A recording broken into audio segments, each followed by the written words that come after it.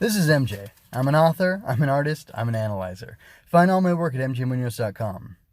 Welcome to Swinging Through Comics. Visit mjmunoz.com/STC for notes and links, and don't forget to subscribe. Like, share, and comment to help me grow. I am back after the Spider-Verse rant to talk about none other than everyone's favorite female iteration, or what does Young Ripper call him? Not Goofy. He calls everything Goofy. Gosh, I don't know. Derivative of Spider-Man, which is Spider-Gwen. So I read through the Spider-Verse event. I got introduced to Spider-Gwen, which I think is a stupid name, through the Into the Spider-Verse movie. And maybe I'd heard about her, or like seen her in the comic shop or whatever on a book, and I thought, like, that's dumb. Why is Gwen Stacy's dead? That's my original reaction to Spider-Gwen. Two things. One, Gwen Stacy's dead. Why is she Spider-Man? Two, why is she called Spider-Gwen? Isn't that gonna ruin her, secret identity? It isn't, because the book's called Spider-Gwen, but she's Spider-Woman in her story, which Spider-Woman makes sense. And then I heard about her being called Ghost Spider recently. I thought that was really cool, and I imagined it was because her suit was white and black and whatever. I read the real reason why she's called Ghost Spider, and like that's her new official name or whatever. It's a dumb name too. It has nothing to do with her abilities, with the Ghost Spider, because there is a Ghost Spider. So it's just like, it's a little asinine to me, the whole Spider-Gwen thing. That being said, I am a father, and my children have an effect on me. They have a sway. So I went ahead and read the Spider-Gwen Most Wanted, which is the 2015 miniseries. Let's see if it's 2015. Mm-hmm. Yes, it is the 2015 miniseries based on, it's a spinoff of Edge of Spider-Verse 2, and, the whole Spider-Gwen thing being, something that was created by Marvel for their Spider-Verse event back in 2014. So, which do I have the exact date for that? I'm not sure. Anyway, I'm going to try to focus just on Spider-Gwen Most Wanted. Supposedly, so this is a miniseries. They had it titled as Most Wanted. It doesn't end like a miniseries. It ends as if there's more to come from it. And I guess, now I understand why I ended up reading a Spider-Verse event that's the wrong Spider-Verse event. And it's because this one leads into it, sort of. But it doesn't. What the heck? Oh, man. Sorry, my mind is blown. I'm reeling. I'm having a very hard time with the Spider-Verse thing, because it's so difficult to get into. But I need to focus and talk about what really matters, which is, this comic overall. So I have credits here. The writer is Jason Latour. Apparently he handled Gwen Stacy from Earth 65, Spider-Woman, in the Spider-Verse event. So he wrote the Edge of Spider-Verse issue 2. Robbi Rodriguez is the artist. Apparently he designed the costume as well.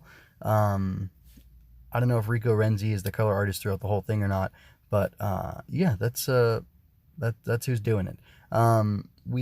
Supposedly, it's funny, his name isn't on here, but Dan Slott is supposedly the guy who, he was in charge of the Spider-Man books, and I guess he was partially responsible for the architecture of the Spider-Verse event, and he said, we need to do a Gwen Stacy from another Earth who is the Spider-Woman instead of Peter being the Spider-Man, and Peter can have a tragic death and whatever.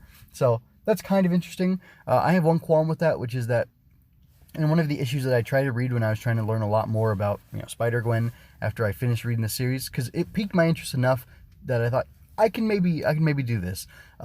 She apparently, and I caught this on like a lore video or whatever, she deals with an evil Peter who went crazy after Gwen's death, after his Gwen Stacy's death, and he struggles with that he becomes a villain. She struggles with Peter's death, and she doesn't become a villain, but she becomes broken inside, and they're similarly broken, and they share an experience, and whatever, he has a redemption, and that gives her some closure on the situation of her feeling so guilty over Peter. But then that happens again in this Spider-Gwen Most Wanted miniseries, and I'm a little disappointed by that, because it kind of takes the edge out of it, and we get it twice. But it's funny. I don't know if it's just the first issue or if it's multiple issues, but the editorial, Nick Lowe and whoever are, because you demanded it, which is a, great Stan Lee thing. They're saying like, this series exists because you're such great fans, because you want more Gwen Stacy action and, blah, blah, blah. I always balk when, Stan Lee put that on covers too. Like, I didn't demand this, dude. Like, you thought it would make you money and you thought it was a decent enough story. And, honestly, I looked at this book on Mike's Amazing World, and I know I'm not talking about the book, I'm talking around it, but I'll get to it in a couple minutes. And the first, 3 issues each have, 26 variant covers. And they're, variant cover A, B, C, D, whatever. I don't know how well that tracks, and I didn't click through to see each cover or whatever, but, I mean, they showed, like I said, cover A, I can't remember what you call it, alternate cover A, B, C, all the way through Z. So, there were dozens of alternate covers of these books that they wanted people to buy. They were, working off of the hype, and by, issue 4 or 5, they were down to, a handful, and then I think 5 had, no variant covers. It was just no, just the one. Just the one. We're ending this thing. We're winding it down. Putting the Gwentels down. And, it feels like a blatant cash grab in a lot of places, and it feels like it's not the quality book it should be. So there's a really great moment where there's a couple there's one outstanding or really good moment in each book. And I don't mean it's the best. I just mean it's really good, and it's kind of grading on a curve. It's really good for this book, but some of it is good for Spider-Man in general. One of those things is Gwen is on the run, sort of. She and her dad, Captain Stacy, and her mom, who looks just like her, she looks just like, lived in whatever. Why am I blanking? In Queens, next to the Parkers, and Ben and May are still alive, and she's gotten beat up or whatever, and she's just kind of recovering, hiding. She doesn't want to see her dad, so she goes over to their house. I think she actually sneaks into Peter's room and then comes down or whatever. I think, can't remember. Anyway, but May grabs her, and J. Jonah Jameson had originally lambasted Spider-Woman and said that she was responsible for Peter's death, and basically claimed that she murdered him, even though that's not how it went down. And the Parkers were upset, and May in particular had made a very harsh statement, but she had continued to watch Spider-Woman after that, and she tells Gwen that she thinks Spider-Woman was running from the police, not because she hurt Peter, but because, it looked like that, and she had no other option, and she thinks she was trying to save him, and that, Peter was obsessed with Spider-Woman, so no wonder he would be near her and one of her foes or whatever, the Lizard, and, end up getting killed or whatever, because there was, something broken in him or lost in him, and he was trying to fill that gap. He was maybe in love with Spider-Woman, and he was trying to, be like her by doing whatever he was doing. I don't know if May knows about, the lizard serum or whatever that he created, but, in doing so, it was just a really good conversation, and May essentially tells her, Spider-Woman doing what she did, may have caused him to ultimately die, but, he was doing what he wanted to do and what he thought was right, and he was doing the only thing he knew how, basically. And, Spider-Woman's been she's been doing good, and I think it's the same situation for her. She's kind of lost and confused and just doing the best she can, and I think she's trying to make up for Peter's death, and I really appreciate that, and I think that's great, and I can forgive her, basically, and I hope she can forgive herself. So it's another one of those moments where it's does Aunt May know that so-and-so is actually a spider person? But I don't know, because in Spider-Man 2, she definitely sounded like she knew that Peter was Spider-Man. Anyway, and she wanted him to come back as Spidey. But so this moment is very classic Spider-Man, Peter Parker Spider-Man, and they gave her that scene straight from one of his books, and it was fantastic. There's also some decent humor, decent, not 100%, wonderful. She provokes Vulture, she finds all this information about him, and she's tagging all over the place, and she does a Vulture, tooting, and she puts death from a butt, because at one point someone had screamed, or he screamed death from above, I think, or maybe that was the name of a chapter, or whatever, and it was a funny play, and me and my kid both laughed, but then, at one point, they're doing this thing as a band. She's part of the Mary Jane, so she's led by Mary Jane Watson. And it's like all of Peter's ex-girlfriends, basically. It's Mary Jane, it's Glory Grant, it's Betty Brant. Liz isn't there, but I don't know if they ever dated. And then it's, Gwen as their drummer. And then Felicia Hardy, I think, used to be in the band, and then she left the band, and there's this whole, like, dumb thing with her. Like, it's almost like it. Felicia Hardy, they almost do something cool with her, but then it gets lame, and I don't like it. And, like, Matt Murdock is a villain. It's a whole different universe. But, like, at one point, one of them is wearing a cat on her head, and Mary Jane points out to them that they want to be successful and they're willing to sell out a little bit so that they can be like Felicia. And she's saying, we want the kind of success that doesn't think ramen is a food group or have to wear a cat on her head because she can't afford a new winter hat. And I think it's Glory is literally wearing, she has her house cat and it's sitting on her head and she's looking up at it. And Gwen's got like the other girls, Gwen and I think Betty, or is it supposed to be cool? I don't know. They've like got these like badly rendered faces, these weird rendered faces where they're almost like doing duck lips, but they're like, I don't know, like it's like these weird elongated, almost snout-like faces, and they're both looking at her askance.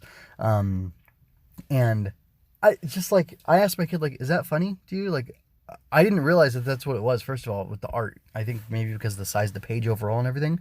I didn't realize she was actually had a cat on her head. And when she did, and then MJ pointed out, I turned to my kid and I said, oh, that's a joke. Do you think that's funny? And she said, no. But, what do kids know, right? But they know humor. Like, these kids love Animaniacs. They just started watching that, and they're loving that. They like other funny things. I think my kids have a decent sense of humor, but like that just wasn't funny. It wasn't funny at all, and it's stupid. And later on, Felicia has these henchmen because she's the black cat. Which, by the way, they race swapped Felicia Hardy to make her a black woman. And there's like kind of a cool tragic story with her dad being a cat burglar, and they're French and whatever, French and black. So I don't know like where they come from specifically, but she's not African American because she's French. And her dad even more so, so they're black folk.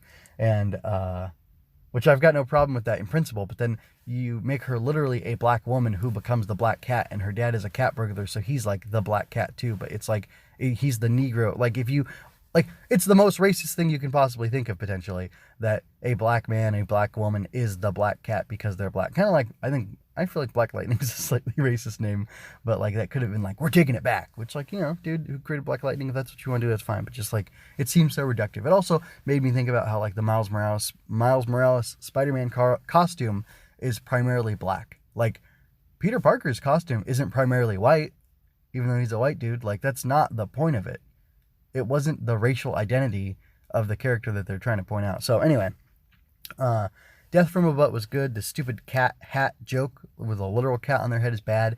And then the band members are saying that Felicia has like literal Hanna-Barbera cartoon characters. She has Catmen who have like 3 fingers or 3 fingers and a thumb as opposed to like, 5 digits like a human.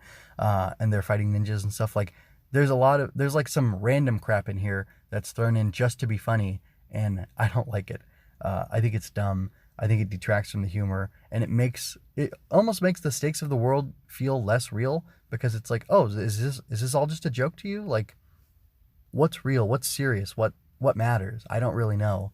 And it was kind of weird. So like, I guess I liked Gwen's arc, but I liked it best when they were making her as close to Peter Parker as possible. And if she's a different character, shouldn't she be able to stand on her own and be a different character?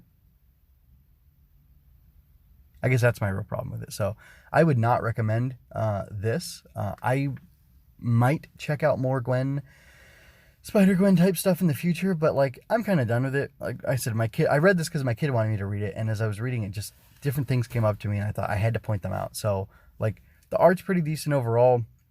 There's some places where it's weird and like sloppy, but I think it's supposed to be kind of edgy and punky, I guess. And for the most part, like I said, it's good, but there's weird stuff in it, and just like, I think like weird, like in your face choices are made, and it's like, I don't know, like it's supposed to be a little grunge or whatever, and that's weird. And then, like, I checked out stuff from, like, the official Marvel channels about Gwen, and they say, and I kind of think they said in the first issue that with her spider powers, after getting bitten by the spider and getting the powers, she used that to go into show business and become a drummer. That doesn't make any sense. Peter used his costume and his powers to go into showbiz and, like, get booked on, variety, talent shows or whatever, and do amazing feats that drew him attention and fame and money. And that's how he uses spider powers for it. But then she becomes a drummer. So I don't know if it's just like a joke. And it's like, I don't know. I'm a sincere person for the most part. I'll be sarcastic every now and then, but, like, if you're trying to make a point or say something, just, like, say it. Come out and say it, and don't be afraid to, like, be earnest. And when you make everything a gag, it's hard to tell, what I'm supposed to take seriously or not. And maybe that's the point, like, to deflect, like, oh, it's all just a joke secretly, so don't judge it hard. But that doesn't work for me, because I'm going to come against you anyway and judge you hard, when I need to. But when there's stuff to praise, I praise it. So, I did think there was some cool stuff.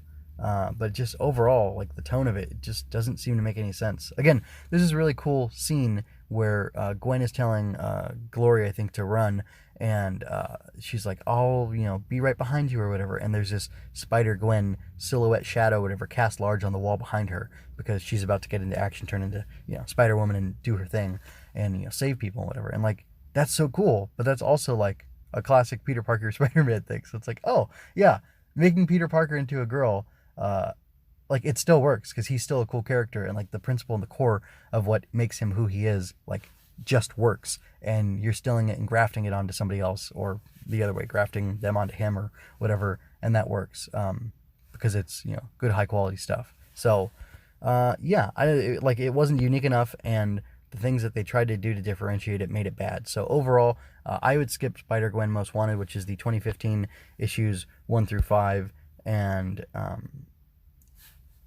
I mean, I guess I was overall entertained, but just, I don't think it's worth your time. I think you're better off reading actual Spider-Man comics over this.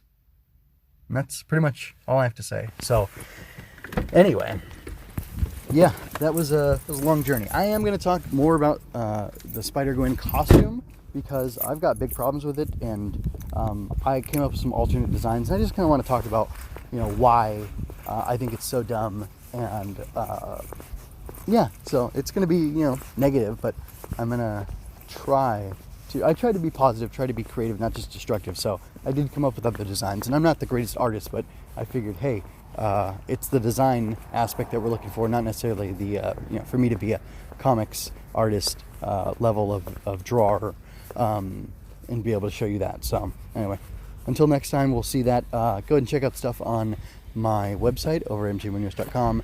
I got lots of other stuff there, lots of other commentary on Spider-Man stuff. Talked about Spider-Man Life Story by Chip Zdarsky. That's great. Like, that's wonderful Spider-Man stuff that you should definitely read. You definitely shouldn't skip. But anyway, for now, I'm going to get out of here, so take care, folks.